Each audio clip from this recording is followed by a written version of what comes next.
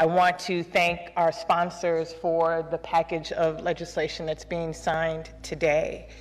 And I want to thank the men and women who have been impacted by a history in this county, in this state, in this country of wrongful convictions, who have, as the governor said, turned their pain into purpose on behalf of others.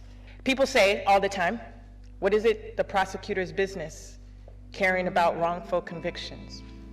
I'm questioned, surprisingly, quite regularly about my adherence to the Constitution of the United States. That somehow the belief in justice, fairness, and equity should only be considered by defense attorneys and not prosecutors.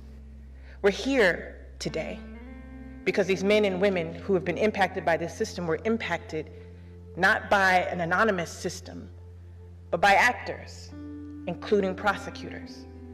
And if we as prosecutors don't acknowledge the harm that was caused, even if unintentional, by our weight, and leave it to others to fix, we will only half-heartedly get to real criminal justice reform.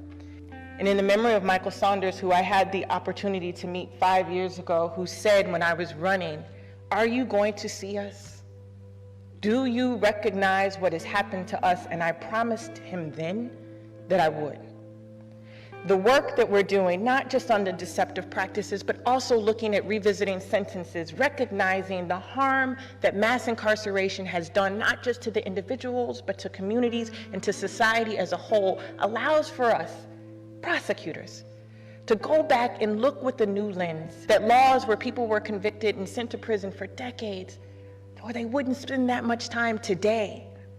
We can't just fold our hands and say, oh, well, that's what it was. What this bill does today, it says what it can be and who we should be.